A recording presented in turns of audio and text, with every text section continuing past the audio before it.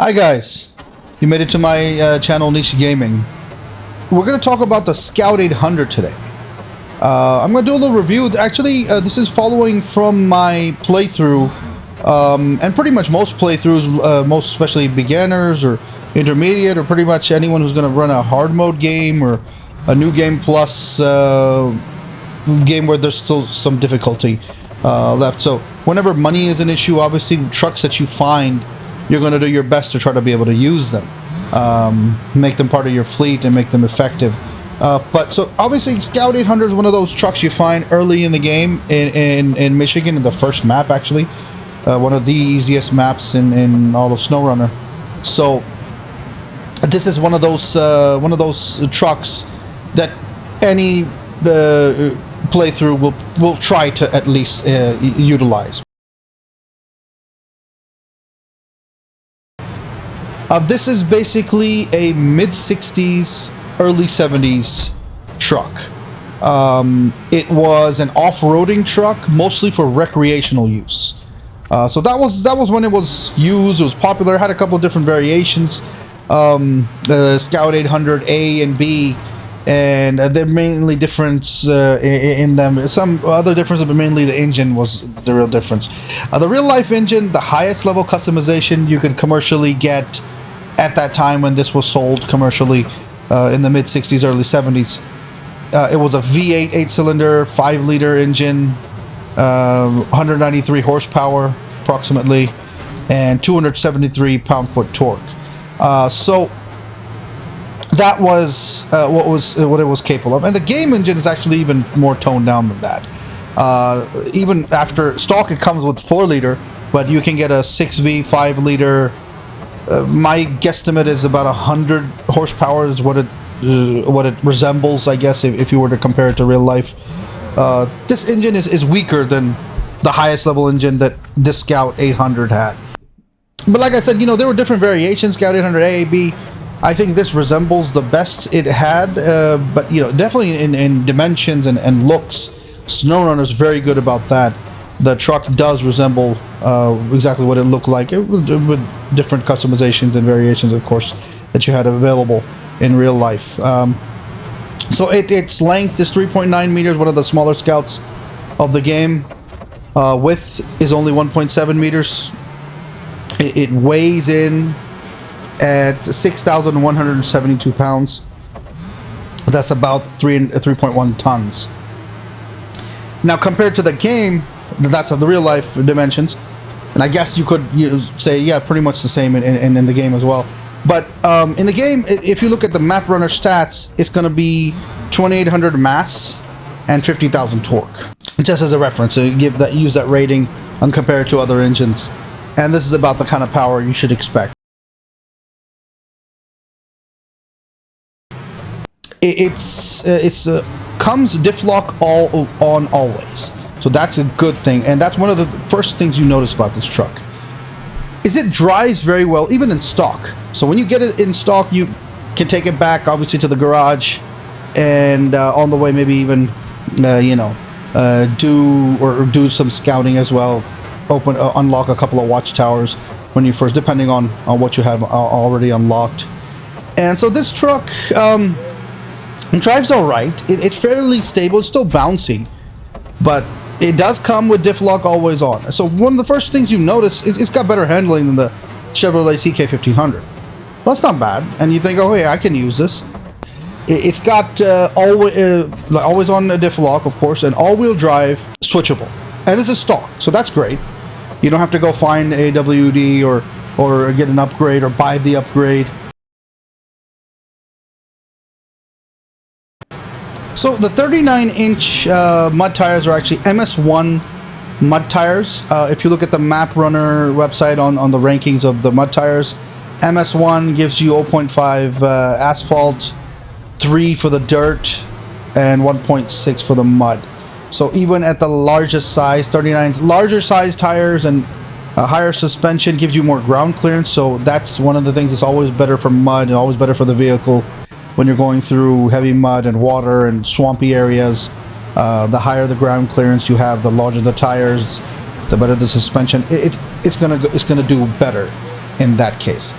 but keep in mind that the mud tires aren't that impressive. The 1.6 rating is average for mud, and the dirt is good. So it's a very excellent rating for dirt, regular off-roading, which is what it was made for in real life. So that's the best you can do. Mud tires, MS1 mud tires, the best that are available for this truck. Great mud tires for off-roading only, but heavy mud. It does swim through it okay. It can handle it. It doesn't really get stuck if you use the lower gears, obviously, and use the right gear. It has a very weak engine. Like I said, only 5-liter engine, so yeah. A 5-liter after upgrade. It starts out with 4-liter in stock. So you can upgrade that, and you upgrade the mud tires, obviously, with the higher suspension to 39-inch, which is large for the vehicle size. If you look at the vehicle size, that's pretty large. 39 inches large for its size, relative to its size.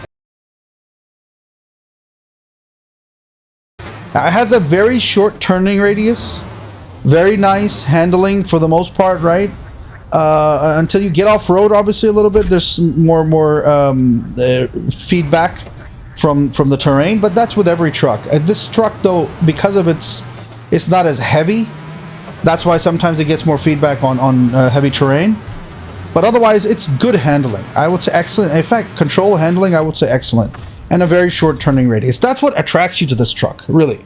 That's when you first use this truck, I mean, you're looking for an excuse to somehow just be able to use it. But I'll talk about its weaknesses in a bit. Fuel tank.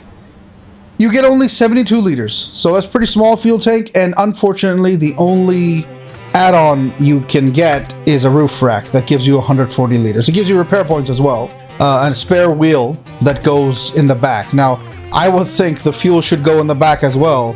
That's what I would do in real life. I wouldn't put it in the roof rack, but in this game, the roof rack is where it goes. That's where the fuel goes.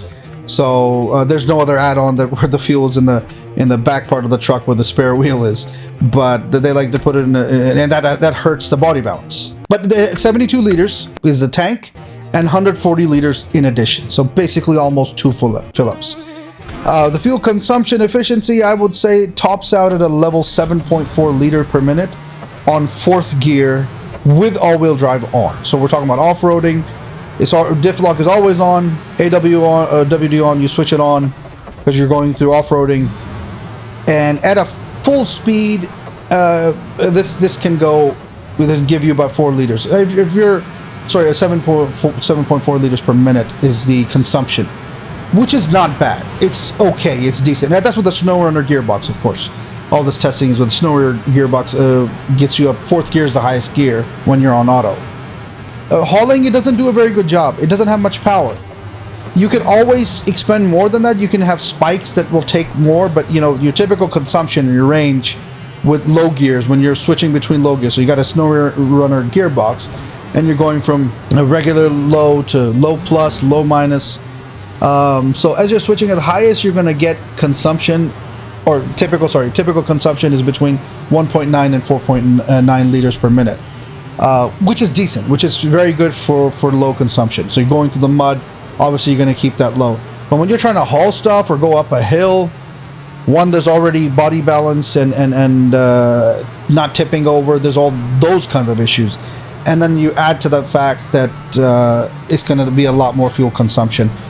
Spikes will usually go up above 7.4 liters, but 7.4 liters is really your peak at a level consumption when you're at it, putting pressure on the engine, the highest level pressure that this truck can handle. It'll if you try to put too much pressure or try to haul too much, it's just not going to haul it. It won't move. It'll consume all the fuel, but it won't move. It won't be able to haul it. So 7.4 liters is really your peak level consumption for this truck, which is not bad. It's better than the CK15 1500, but you can find much better Scouts.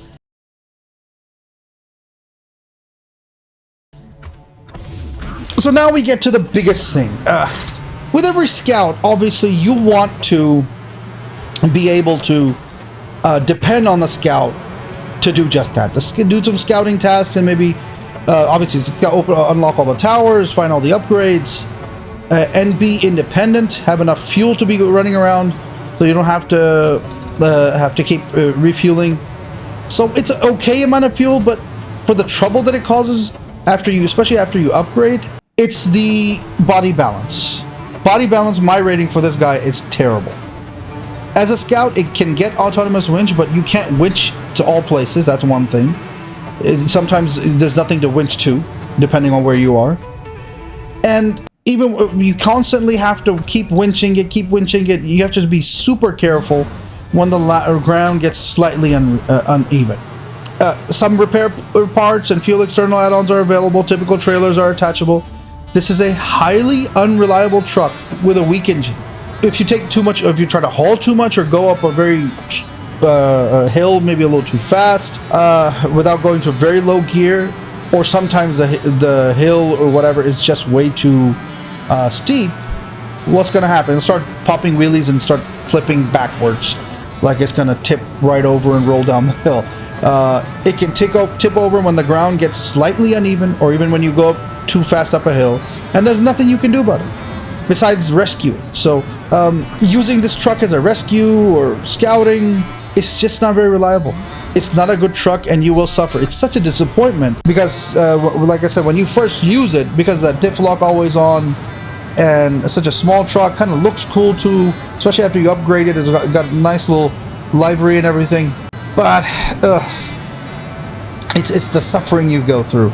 It's too unreliable.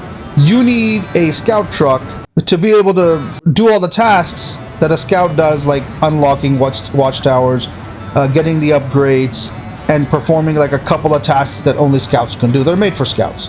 You know, go here, touch this flag, whatever, up the hill, king of the hill, all this kind of stuff. A scout should be able to do that. And a lot of those only have room for a scout. Like big trucks won't fit there.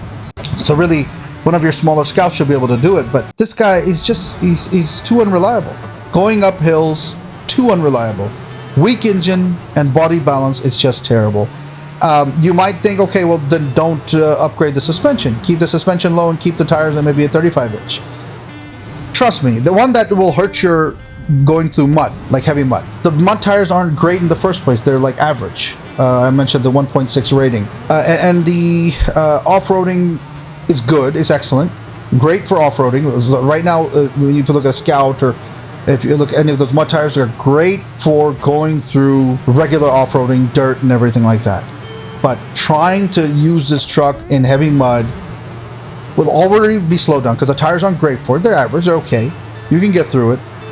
But then you take away the 9-inch and bring it down to 35-inch or 31-inch, and then you're not going to do nearly as well.